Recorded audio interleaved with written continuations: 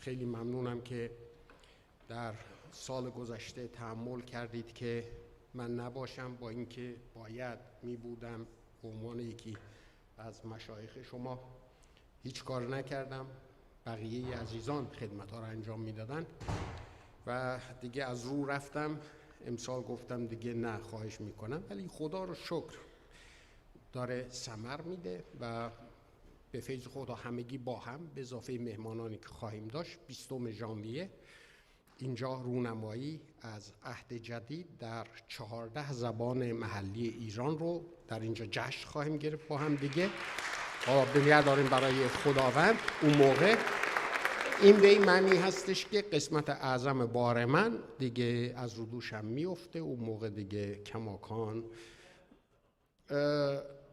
24 تا زبانه، 14 تاشو در 20 چیز در این کلیسا میگیریم و همینطور 20 محلی ایران انجام میدیم. ولی در عین حال در زبان فارسی هم یک ترجمه جدید داریم انجام دادیم که داریم نوتاشو می نویسیم که نزدیکترین ترجمه به ترجمه اصلی عبرانی و یونانی هست، با تمامی نوت‌ها که دیگه شما هر نیازی ندارید که ما بیایم به شما موعظه کنیم. شما دیگه خودتون موعظه‌ها رو اونجا خواهید داشت و میایید موعظه‌های ما رو تصحیح میکنید از روی اون کلام.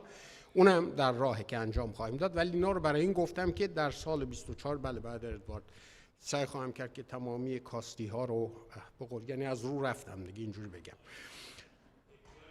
خواهش میکنم لطف کردید. و همینطور برای آزیتای عزیز و شهادت عالی که داشتن، خدا رو شکر ما امید مبارک داریم و این امید مبارک اینه که ما از دست نمیدیم. صرفاً وقتی که اونایی که جلوتر از ما میرن ما خوشحالیم برای اینکه افرادی اونجا خواهم بود که بیان به استقبالمون.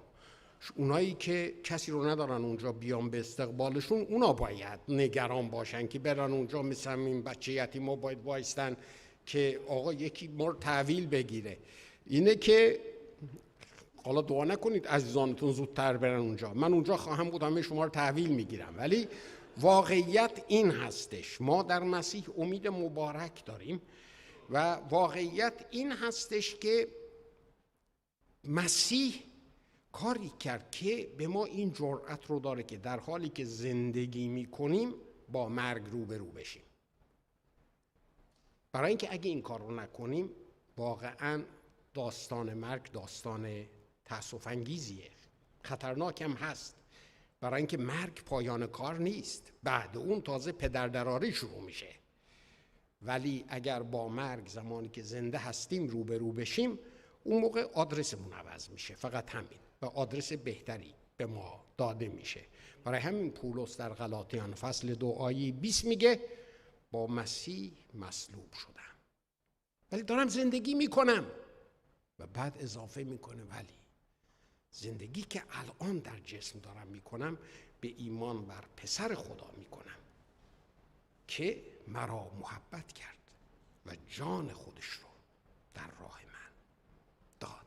پس میبینید که مسیح حقیقتاً چه امید مبارکی برای همه ما به وجود آورده و خدا رو شکر میکنیم که مادرمون الان در آسمان هست و وقتی که ما بریم اونجا اون موقع کسی رو داریم که با دست گل بیاد سراغمون و بگه خوش آمدید و ما بهش بگیم که بله دلمون برات خیلی تنگ شده بود، آزیتا جان دلتنگی خواهد بود، ولی امید مبارک اینه که در دلتنگی ها شاد باشیم. مرگ در واقع شروع یک زندگی درست واقعیه، همون زندگی که خدا برای ما در نظر داره، زندگی ابدی. من فکر کنم موعظه‌ام تموم شد. ولی برای اینکه وقت رو پر بکنم یه مقدار که نگید بعد فریدون حرفی برای گفتن نداشت، یه خورده ادامه میدم. دفعه گذشته در رابطه با یکی از مسائل عیسی مسیح صحبت کردم و وقتی که بعد از به من گفتن که یک مجلسی هم امروز خواهیم داشت که به یاد مادر خواهر آزیتا باشیم، گفتم چقدر خوبه که من در مورد یکی دیگه از مثلهای عیسی مسیح صحبت کنم که در لوقا فصل 18 پیدا میشه و مجیدم اون پشت اومد و به من گفت که دقیقاً باید سریع تموم کنی، بنابراین خیلی میخوام سریع مسئله رو برم جلو، یعنی بقیه رو خود شما باید موعظه کنید واسه خودتون. ولی بذارید اول کلام رو بخونم. مسیح میگه، یعنی کلام میگه، و مسیح این مثل رو آورد برای بعضی که بر خود اعتماد می داشتن که عادل بودن، صالح بودن، نزد خدا بیگناه بودن و دیگران رو حقیر می شمردن، که مثل اینه: 2 نفر، یکی فریسی و دیگری باجگیر، به معبد رفتن تا عبادت کنند. آن فریسی ایستاده اینطور با خود دعا کرد که خدایا تو را شکر می کنم که مثل سایر مردم حریص و ظالم و زناکار نیستم، ولی مثل این باجگیر هر هفته 2 مرتبه روزه می دارم و از آن چه پیدا می کنم 10 می دهم. مسیح ادامه میده، میگه اما اون باجگیره دور ایستاده، نخواست چشمان خود را به سوی آسمان بلند کند، بلکه به سینه خودش میزد و میگفت خدایا بر من گناهکار رحم فرما. و مسیح ادامه میده، به شما میگویم که این شخص عادل شده به خانه خود رفت، به خلاف آن دیگر، زیرا هر که خود را برافرازد پس گردد و هر کس خود را فروتن سازد سرافرازی یابد. یه چیزهایی رو باید در مورد مثلهای عیسی مسیح بهتون سریع بگم. اولا اینکه مثلها یه داستانهای کوتاهی هستن که در خودشون یه نکته‌ای رو هم میکنن که مهمه و مسیح میخواد که از طریق این مثل این نکته رو حالی مردم بکنه. اینها مثلهایی هستن که از زندگی روزمره مردم نشأت میگرفتن، بنابراین مردم خیلی راحت درک میکردن که مسیح داره به اونها چی میگه و هیچ هم احتیاج نبود که این مثلها عملاً اتفاق افتاده باشه، برای اینکه چیزهایی بود که مردم قشنگ از این داستانها حالیشون میشد. ممکن بود اتفاق افتاده باشه، ممکن بود اتفاق نیفتاده باشه. این یکی اتفاق افتاده برای اینکه مسیح در جلوی چش به اصطلاح شاگردان داره مطرح میکنه به اینها. و یادتونم باشه که من اغلب دیدم بعضیا میرن تو مثل و میخوان توی مثل تمامی الهیات مسیحیت رو پیدا کنن. آقا تو این مثل روح القدس کجا بود؟ آقا تو این مثل فرشتگان کجا هستن؟ بابا تو این مثل فقط یه نکته وجود داره که مسیح میخواد اون رو خالی ماها بکنه، دیگه الهیات رو دنبالش نگردید. خب داستان کوتاهه، از 9 تا 14. 2 تا شخصیت رو ما در اینجا میبینیم. یه شخصیت هست به اسم فریسی و یه شخصیت دیگه است به اسم باجگیر. فریسیان خب یک فرقه مذهبی بودن که اینها بعد از انقلاب مکابیان 165 سال جلوتر از میلاد یک اتفاقاتی افتاد که وارد جزئیاتش نمیشم که چطور ژنرال یعنی رومی اومد، یونانی اومد، آنتیوخوس اپیفانوس و معبد رو نجس کرد و کاهنان یهویی بر علیهش قیام کردن و یک قیام در اسرائیل اتفاق افتاد که یونانی ها رو سیطرهشون رو انداختن پایین. البته این بابا از نوادهای یونانی بود ولی هنوز روم سر کار بود و برای همین هم یهویی اینها شروع شدن مستقل شدن و دوره به اصطلاح مستقلی رو به وجود آوردن که بعداً هیرودیس کبیر تبانی کرد با رومیان و اومد ترتیب اونا رو داد. این فریسیان در این دوره چیکار کردن؟ سر کار اومدن و بنیاد باورشون اغلب بر این بود که به غیر از 5 کتاب تورات کتاب‌های دیگر هم هستن که ما باید اونها رو مهم بشماریم و برای زندگی روزمره خودمون از اونها هم ما بیاییم و هدایت بطلبیم. حتی اومدن و تلمود که در این دوره به وجود اومد، بخش اول تلمود که میشنا باشه، تفاسیر اینها بود روی آنچه که در 5 کتاب موسی اومده بود و اینها راه رو باز کردن برای بسیاری قرون که بتونن علمای یهودی کتاب مقدس رو عهد عتیق رو تفسیر کنن برای مسائل روزمره. علت این که اینها این کارو میکردن و میگفتن که نه ما باید به کتاب‌های دیگه هم اهمیت بدیم، برای این بود که جلوتر از اینها گروه صدوقیان که از کاهنان صدوقی بودند، به اصطلاح چی میگن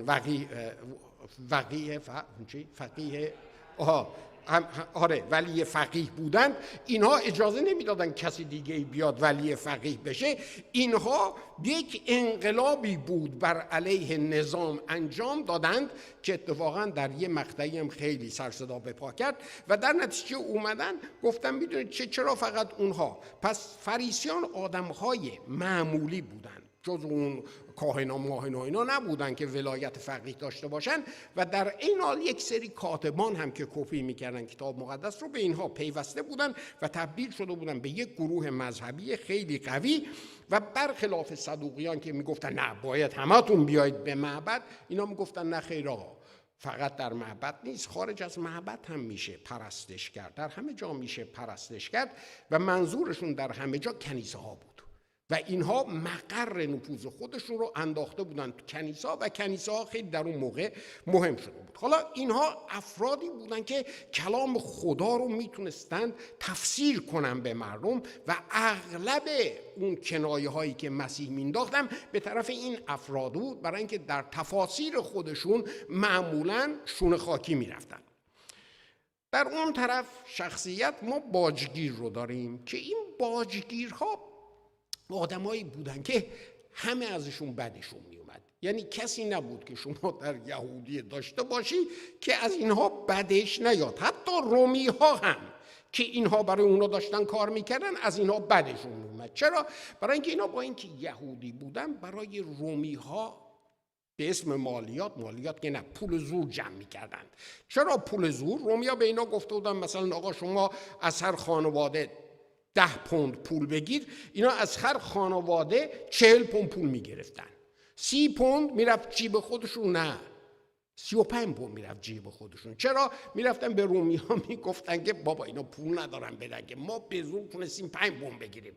پس رومی ها میدونستن که هم از اونها دارن میدزدن، یهودی ها میدونستن که هم از یهودی ها دارن میدزدن، در نتیجه همه از اینها بدشون میومد. اینا حالا شما یه همچین فردیه، حالا این بابا اون طرف وایستاده و اومده نزد تو معبد دعا کنه. حالا ما 2 نفر رو داریم، یکی خیلی فرد عادلسانه به قول ترکا، خیلی همچین میزون و مرتب که به اسمش قسم میکنن، یکی هم اون فریسی که اون طرف هستش و دارن دعا میکنن.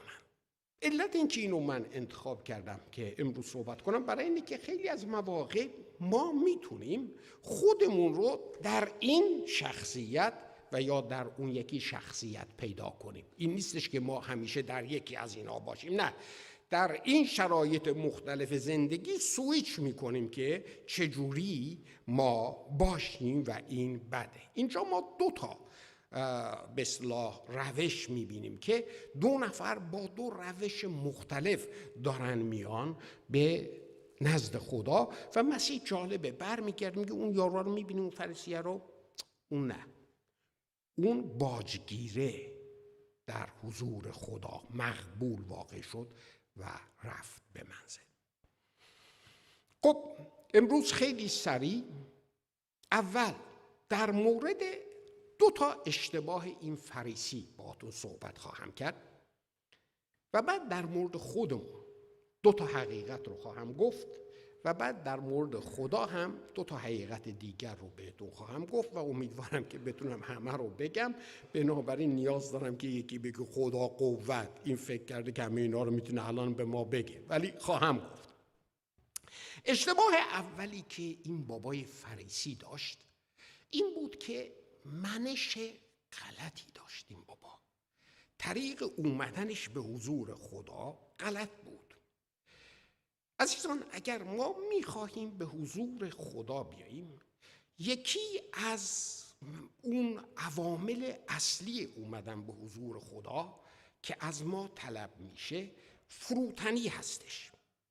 ما آیات مختلف داریم. خدا با مغروران مخالفت میکنه، فروتنان رو فیض میده، زیر دست زورآور خدا خودتون رو فروتن کنید تا شما، و خیلی از این چیزها در فروتنی رو به تن بکنید، با یکدیگر با فروتنی رفتار کنید. در افسوسیان میگه خیلی آیات در این زمینه وجود داره، ولی خیلی از مواقع ما تعریف فروتنی رو نمیدونیم چیه. فکر میکنیم که فروتنی من بمیرم تو بمیری، ما چاکرتیم، تخت کفشتیم، الین بلیم، اینجوری داریم فروتنی رو تعریف میکنیم، در حالی که فروتنی این نیست. فروتنی یعنی این که فریدون من از خودم تصویر درست تو ذهن داشته باشم و اون تصویر درست رو بپذیرم، و اگر تصویر درست تصویر قشنگی نیست، سعی کنم اون تصویر رو درستش کنم، قشنگش کنم به شکل عملی. فروتنی یعنی این. برای همینم کلام خدا خیلی از مواقع میگه که آقا جان خودتو گنده تر از اون چی که هستی حساب نکن. یعنی که تصویر درست از خودت در ذهنت نداری.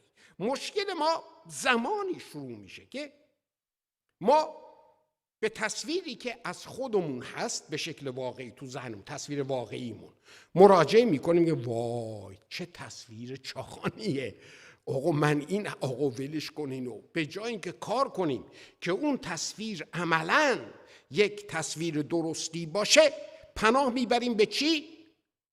به ماسک. و سعی میکنیم که با یه ماسک آنن خودمون رو چیکار کنیم؟ اوکی کن. برای اینکه ماسک زدن خیلی راحته، میانبره دیگه. آنن یه ماسک میزنی و در نتیجه چی میشی؟ میشی فروتن. یعنی تمامی اون ادابازی های فروتنه رو در میاری، چاکرتم، نوکرتم، مخلصتم، الم بلم، ولی این صرفاً یک ماسکیه که به صورتت زدی. خودت بهتر از هر کس دیگه میدونی که این تصویری که داره ارائه میکنی آن تصویر واقعی از خودت نیستش. و این اون مشکلیه که ما میتونیم توش بیفتیم، مثل این بابا فریسی. این فریسیه متاسفانه در یک چنین چیزی افتاده بود، با یک ماسک مذهبی آن تصویری رو که حقیقتاً در ذهن خودش از خودش میبایست میداشت جایگزین کرده بود با یک تصویر چاخان. بنابراین از حرفاش میبینید که معلومه میاد در حضور خدا و چقدر جالبه، نمیگه به حضور خدا داشت دعا میکرد، کلام میگه با خودش دعا میکرد. به خود دعا میکرد، به خود دعا نمیکرد، داشت در واقع لیست میکرد که من چقدر آدم خوبیم. که دست گل به خودش میفرستاد، من چقدر آدم خوبیم. میدونید که این اتفاق برای ما به وجود میاد؟ برای این زمانی به وجود میاد که خودمون رو با دیگران مقایسه کنیم. و خوب بود که اون فریسی بدبخت اونجا بود، ولی این قشنگ به خودش نمیتونست دست گل بفرسته. اون فریسی اونجا بود، آنن شروع میکنه خودش رو با اون، مثل این بابا نیستم یا مثل بقیه مردم حریص و دزد و فلان. و ما اغلب مواقع میاییم اون کارهایی رو که دیگران کردن، کارهای بدشون رو، اونو به یاد میسپاریم. اون وقت اون کارهای خوبی رو که از نظر ما خود ما خوبه اونا رو هم به یاد میسپاریم، ولی فراموش میکنیم چه کارهایی لازم بود بکنیم که نکردیم، و فراموش میکنیم که داور کارهای بد مردم ما نیستیم. در واقع ما مردم رو ازشون سوء استفاده میکنیم برای اینکه خودمون حس خوبی داشته باشیم. کاری که این بابا داره میکنه، مذهبی که این بابا داشت، اعمالی که این بابا داشت، برای او یک تصویر غلط از آنچه که واقعا بود به وجود آورده بود. برای همین هم هستش که عزیزان من بارها و بارها دیدم در پشت بسیاری از فروتنی ها من غرورهای بزرگی دیدم. در عمل فروتنیه ولی غرورهای وحشتناکی پشت اینها وجود داره. اولین اشتباهش این بود، منش غلطی داشت. دومین اشتباهی که این بابا داشت این بود که انگیزش غلط بود. این برای اینکه نزد خدا عادل به حساب بیاد خودشو با این به اصطلاح گول زده بود و اومده بود که چون من دارم نماز میخونم، روزه میگیرم، کلیسا میام، نمیدونم هاللویا میگم، آمین میگم، 10 میدم و تمامی اینها رو میدم، به خاطر همین دیگه خدا هیچ چاره‌ای نداره، باید منو قبول کنه. اگه منو قبول نکنه کی رو میخواد پس قبول بکنه من به این خوبی؟ در حالی که کتاب مقدس میگه که هیچ کس بر اساس اعمال عادل به حساب نمیاد. وقتی میگه عادل یه لغت الهیاتیه، متاسفانه کلمه‌ای که براش بتونیم پیدا کنیم پیدا نمیشه. عادل ترجمه قدیمی، پارسا ترجمه هزاره. ما دیگه گشتیم پدر خودمون در آوردیم، در ترجمه جدید نوشتیم صالح، یعنی فردی که از نظر خدا صالح اعلان میشه، یعنی در رابطه درست با خدا. ترجمه مژده اون رو نیکی مطلق ترجمه کرده. ولی در هر حال میخوام بهتون بگم که راحت نیست ترجمه کردن این، ولی این یک لغت دادگاهیه که در محکمه خدا شما بیگناه به حساب میایی. نه اینکه بیگناه بودی، نه، علت اینکه بیگناه اعلان میشی به خاطر اینکه جزای گناه تو رو یکی دیگه داده. به خاطر این حالا این بابا در اینجا هست و فکر میکنه که اینجوری در حضور خدا صالح اعلام میشه، در حالی که کتاب مقدس مطرح میکنه صریحاً که هیچ کس بر اساس اعمالش صالح به حساب نخواهد اومد. اینو ما هم در رومیان میبینیم، هم در افسوسیان ما این رو میبینیم. و اینجا ما مشکل ایجاد میشه. مشکل این هستش که آقا چرا خدا بر اساس اعمال ما رو مورد قبول خودش نمیکنه؟ آخه مشکل چی هست؟ تمامی ادیان یه جورهایی دارن مطرح میکنن که شما باید یک سری کارها رو انجام بدی تا در حضور خدا مقبول بشی. چرا آخه؟ و این سوال ما رو میرسونه به 2 حقیقت که باید در مورد خودمون، ما انسان ها باید در مورد خودمون اون رو بدونیم. اولا اینکه ما انسان ها اشخاصی پاک و منزه نیستیم. بی خود دست گل به خودتون نفرستید. از دید خدا ما انسان ها اشخاص بی گناه و منزه نیستیم. همه گناه کردند، همه از جلال خدا قاصرند. تازه کلام تاکید میکنه نیکوکاری نیست یکی هم نه. ای بابا، یعنی هیچکی؟ پس این همه ما به مردم میگیم التماس دعا، التماس دعا، التماس دعا، ازشون میخوایم برای ما دعا کنن، همه کشکه؟ همه کشکه. برای اینکه کلام خدا داره اینو مطرح میکنه. چرا داره اینو میگه؟ برای اینکه تصویر غلطی ما از بیگناه بودن داریم و تصویر غلط از گناه داریم. در مغز ما دین و مذهب اینو چپونده که گناه عمله. شما اگر عملشو مرتکب بشی گناه کردی و همیشه هم دین و مذهب یک راه در رو هم براش میذاره، نیست؟ چی میگم بهش؟ راه یه چیزی میگن، یه راه کلاشری. پسر سن منم داره میره بالا. کلاشری همیشه براش میذاریم. مثلا یادتون هست شما نباید چشم بد ناپاک به یه زنی داشته باشی، خوب نیست، مذهب میگه، ولی یک نظر که حلاله. میبینید؟ و برای اینکه یک نظر 2 نظر نشه، وقتی که اینجوری میدوزی همه اینجوری بدوز بهش که 2 نظر نشه. این فقط یه مثال بود. اونقدر من میتونم براتون از این کلاههای شرعی بیارم. خب داستان اینه، مذهب همش گناه رو در عمل توجیه کرده و عمل رو هم براش کلاه شرعی گذاشته دمش کرد. برای همین مردم مذهب رو دوست دارن. ولی واقعیت اینه که از نظر خدا گناه عمل نیست. گناه یه وضعیته که انسان درش قرار داره.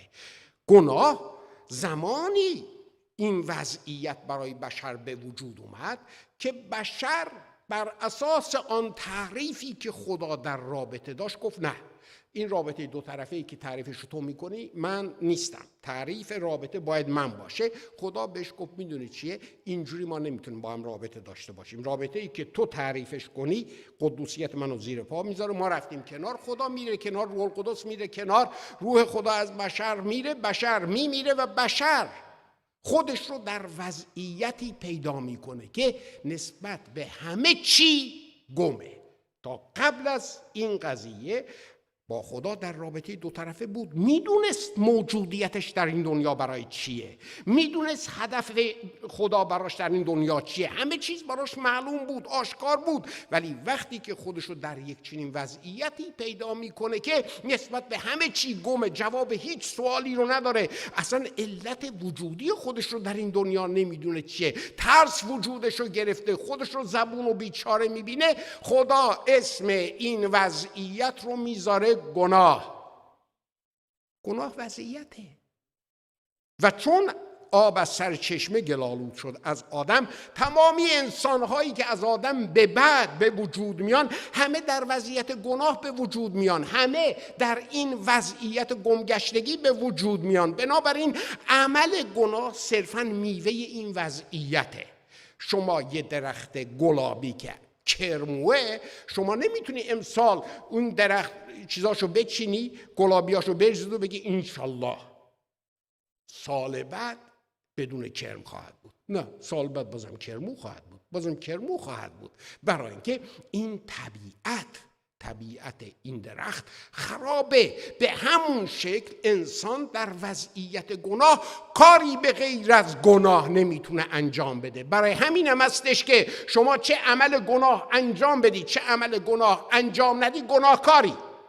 چرا؟ برای اینکه در وضعیت گناه به دنیا میایی و وضعیت گناه وضعیت وحشتناکیه، برای اینکه انسان رو از درون آلوده میکنه.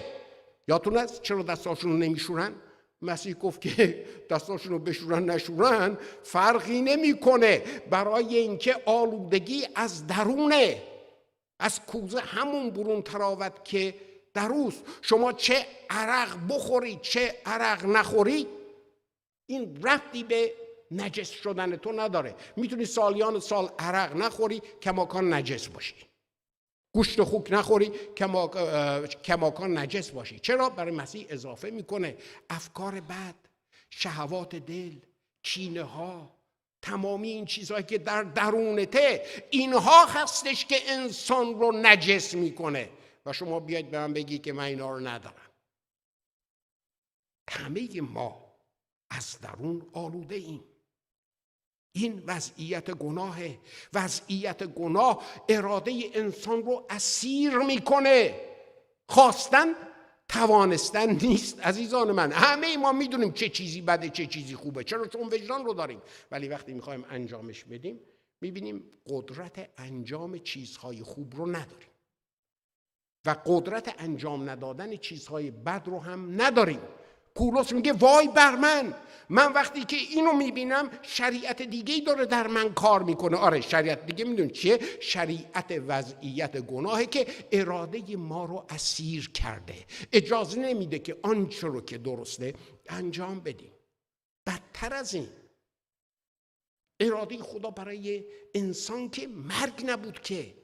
اصلا این مسئله حیات، زندگی، یعنی توش نباید هیچ گونه مرگی باشه. برای اینکه اگر مرگ در لغت زندگی وجود داشته باشه که زندگی نیستش، که مرگ تدریجیه. پس انسان ها الان اون زندگی رو که دارن مرگ تدریجی دارن، زندگی ندارن که.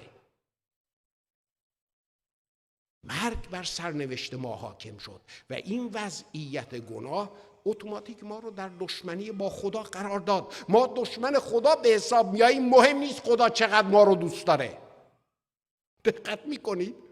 مهم نیست چقدر خدا ما رو دوست داره. ما کماکان دشمن خدا به حساب میاییم. برای همینم در قرنتیان میگه که او با مرگ خودش بین ما و خدا صلح برقرار کرد، آشتی برقرار کرد، ما رو از منطقه دشمن به منطقه دوست آورد. شما رو دیگه برده نمیخونم، شما از این به بعد دیگه دوستان من هستید. مسیح داره مطرح میکنه وضعیت گناه یک چنین چیزیه. باید بدونیم که ما افراد منزه و پاک نیستیم و اگر خودمون رو بندازیم به دام اعمال، استاندارد خدا کاملیته. کاملیت، حتی یک عمل غلط، اشتباه فلان ما رو از اون کاملیت چیکار میکنه؟ میندازه پایین. برای همینم هستش که کلام خدا میگه اعمال خوب شما پیش من دستمال خیلی کثیفیه. چرا دستمال کثیفیه؟ برای اینکه خودتون در وضعیت کثیف قرار دارید. خودتون در وضعیت کثیف قرار دارید. اعمالتون رو من کاری ندارم. خودتون در جای درست قرار ندارید. دومین مطلب که در مورد خودمون باید بدونیم اینه که ما به هیچ عنوان با توان خودمون نمیتونیم مقبول خدا واقع بشیم. بر اساس کلام خدا میگه ما انسان‌ها در این دنیا مرده هستیم. در افسوسیان میگه شما رو که در گناه مرده بودید. بله مرده بودیم. چرا؟ برای اینکه در وضعیت گناه دیگه روح حیات در ما نبود، که به محض اینکه رابطه قطع شد روح حیات هم رفت و ما مردیم. حالا فرد مرده میتونه کاری انجام بده؟ از دست مرده کاری برمیاد؟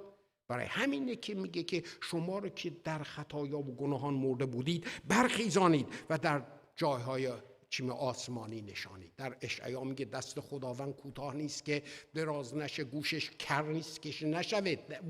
مشکل وجود داره که این اتفاقات نمیفته. بین شما و او یه دیوار وجود داره، دیوار خطایا. مارتین لوتر میگه که خطرناکترین بدعت برای بشر که او رو وادار میکنه به خودفریبی این هستش که فکر میکنه که به هر حال به زور خودش میتونه خودش رو مقبول خدا کنه. نه، به هیچ عنوان ما انسان ها نمیتونیم با زور خودمون، با اعمال مذهبیمون، مهم نیست چقدر اعمال مذهبی خوب، مقبول خدا واقع بشیم. چه به قول معروف اصغر قاتل و چه امام حسین هر دو در یک کفه قرار دارن. هر دو ترتیبشون داده است. حالا میخواید مثال مسیحی بیارم، بهترینش نیقودیموسه. بعد از اون همه سال که اعمال مذهبی انجام داده بود و خیلی آدم خوبی بود، اومد گفت آقا من چه کار بکنم؟ من هنوز نمیدونم که آیا نجات رو دارم یا ندارم. اگر ما نمیتونیم به زور خودمون مقبول خدا واقع بشیم و استاندارد خدا کاملیته، پس چه باید کرد؟ پس باید برای مقبول شدن نزد خدا راه دیگری وجود داشته باشه و برای اینکه اون راه رو درک کنید باید دو حقیقت رو در مورد خدا بهتون بگم. اولین حقیقت در مورد خدا اینه که متاسفانه این خدا شما رو دوست داره. نگفتم منو دوست داره برای اینکه دلیلی نمیبینم منو دوست داشته باشه، ولی اینجا هی به من میگن تون تون برو جلو، برای اینکه خدا شما رو دوست داره. او علی رغم آنچه که ما هستیم، علی رغم تمام این چیزایی که در مورد خودمون گفتم، خدا ما رو دوست داره و این محبت خدا بله یک محبت به خصوصی هستش که در زبان یونانی سعی کردند براش یه واژه انتخاب کنن. واژه زیاده، نتونستن انتخابش بکنن، یه واژه براش ساختند، آگاپه. جلوتر از اون خب ما محبت اروس داشتیم، محبت چی میگن بین زن و شوهر، یا محبت جنسی، اروتیک در زبان فارسی ما، اروتیک هم در زبان انگلیسی از همین میاد. یا یک لغت دیگه فیل او، اون محبتی که خواهر و برادر، پدر و مادر، دوستان به هم دیگه دارن. این هم میتونستن انتخاب کنن، ولی این اون محبت نیست، این محبت آگاپه است. یرز لوئیس اشتباه کرد، من گفت فرید منو چقدر دوست داری؟ گفتم تو رو با محبت آگاپه دوست دارم. گفت دمت گرم، آفرین، واقعا خوشم، خیلی جواب خوبی داد. دیدم موضوع رو نگرفت. سه موضوع رو گرفت. گفتم ای کاش نمیگفتم ولی گفتم محبت آگاپه آن نوع محبته که نثار کسی میشه که لیاقتشو نداره. یه لگدی خوردم جاش کبود شد، شما این کارو نکنید. ولی محبت آگاپه اینه، خدا شما رو دوست داره. فکر نکنید نورچشمی هستید، نه بابا، لیاقتش رو ندارید. خدا شما رو دوست داره به خاطر آن محبت اصیلی که در وجود او هست، محبتی که به هیچ عنوان شرطی نیست مثل محبت‌های ما. او وقتی که میگه من تو رو دوست دارم، او تو رو دوست داره. شما نمیتونید الان گناهی انجام بدید که خدا شما رو 1 درجه کمتر دوست داشته باشه. هیچ کار ثوابی هم نمیتونید انجام بدید که خدا شما رو 2 درجه بالاتر دوست داشته باشه. کار غلط میتونید انجام بدید و خدا عصبانی بشه، آره این هست، ولی از محبتش کم نمیشه. او شما رو حد اکثر دوست داره و این عالی هستش. و ممکنه شما برگردید بگید ها اینو از کجا میدونی؟ تو اینو از اینجا میدونم. این خدا این یارو اینا نداره، نه؟ مرحله به مرحله یادم رفت. این خدا انسان شد. این خودش یه موعظه دیگه ایه. میگه او انسان شد، مثل ما شد، همدرد دردهای ما شد و او ما رو درک میکنه. او شما رو درک میکنه. شاید تنها کسیه که شما رو به درستی درک میکنه. از نقاط ضعفتون آگاهه، از آنچه که کردید، از آنچه که خواهید کرد، از تمامی آن چیزهایی که در سر راهتون وجود داره، ولی کماکان او شما رو دوست داره برای اینکه همدرد دردهای شما هست. میتونید باهاش بشینید هی درد دل کنید، حتی میتونید بشینید شما عرق بخورید، او عرق نمیخوره با شما، ولی هی گریه کنید و درداتون رو بهش بگید. بدون عرق خوردن و با شما هم درداتون رو درک میکنه. برای اینکه اومد همدرد دردهای ما شد. او شما رو تا این حد دوست داره. بذارید یه مثال بهتون بزنم، حالا که عکسش هم اینجاست. این یه داستان واقعی در روزنامه یورکشایر تایم در واقع ثبت شده بود. این پسر بچه فلج بود، خیلی دلش سگ میخواست. بنابراین پولاشو جمع میکنه، میره به مغازه سگ فروشی که سگ بخره و اونجا سگای مختلف بودن و پولشو میذاره جلوی پیشخانه اون آقاه و میگه من سگ میخوام. میگه ببین همه اون سگایی که اونجا هستن با این پولات میتونی بخری، هر کدومو میخوای انتخاب کن، فقط اون آخری رو انتخاب نکن. میگه چرا اون آخری رو انتخاب نکنم؟ بابا اون آخری رو انتخاب نکن، این یکی رو انتخاب کن. میگه نه آخه چرا اون رو انتخاب نکنم؟ میگه بابا این یکی ها رو انتخاب کن، چیکار داره گیر دادی اون رو انتخاب کنی؟ میگه نه حالا بگو چرا؟ میگه برای اینکه اون یه پاش شله، به درد تو نمیخوره. پسر بچه بهش میگه اتفاقا من همونو میخوام. بعد پاشو میزنه بالا و پای لنگشو نشون میده، میگه من تنها کسی هستم که اونو میتونه درک کنه. او به من احتیاج داره. عیسی مسیح اومد به این دنیا برای اینکه او تنها کسیه که ما بهش احتیاج داریم که همدرد دردهای ما بشه. من از این میدونم که او ما رو دوست داره، ولی قضیه به اینجا تموم نمیشه. یه حقیقت دیگه هم در مورد خدا وجود داره که یه مقدار قضیه رو بغرنج میکنه و اون هم اینه که خدا نه فقط محبته بلکه خدا قدوس هم هست. وای امان از دست این قدوسیت خدا. چرا؟ برای اینکه قدوسیت خدا عدالت میطلبه و عدالت داوری مجازات. خدا باید چیکار بکنه؟ محبتش میگه شما باید نجات پیدا کنید، عدالتش میگه ترتیب اینا داده است، من حکمشون رو همین الانشم دادم، اینها در وسط جهنم در اون چاه بی انتها ترتیبشون داده است، اینها باید مجازات بشن برای اینکه اینها در وضعیت گناه قرار دارن. و اینجاست که بزرگترین حادثه تاریخ در تاریخ بشر اتفاق میفته که سرنوشت بشر رو حقیقتاً عوض میکنه. خدایی که انسان میشه میاد میگه میدونی چیه؟ من اینا رو دوست دارم، مجازات اینها رو خودم به عهده میگیرم. و در صلیب عیسی مسیح ما تلاقی محبت خدا و قدوسیت خدا رو با هم میبینیم. او در روی صلیب به خاطر گناهان ما مصلوب میشه. اون آخرین جمله مسیح در روی صلیب تلتستای یه لغت بانکیه، یعنی به تمامی پرداخت شد. مجازات، تاوان، بدهی، هر چی که بود به تمامی پرداخت شد. ما الان دیگه میتونیم آزاد باشیم، میتونیم در این سرنوشتی که خدا برای ابدیت ما به وجود آورده شریک بشیم. یه آیه جالبی هستش، خودش 2 موعظه باید بشه. پس چون که به ایمان عادل شمرده شدیم، نزد خدا سلامتی داریم به وساطت خداوند ما عیسی مسیح، که به وساطت او دخول هم داریم.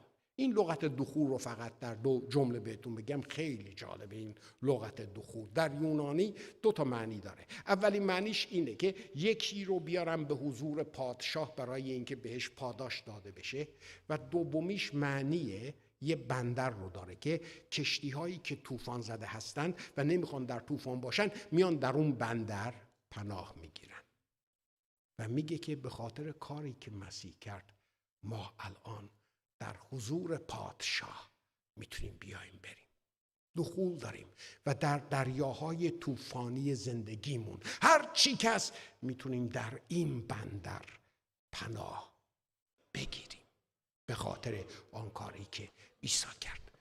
واقعا خدا رو شکر برای عیسی مسیح و این اتفاقی که افتاد. پس امید مبارک داریم، سرنوشتی عالی برای ما رقم زده شده و میتونیم خدا رو شکر کنیم. سرپا بیستیم و به فیض خداوند که به موقع تموم کردم که بتونیم با آزیتا جان هم یه وقتی داشته باشیم. من که جلسه رو میسپارم بعد ادوارد بفرمایید.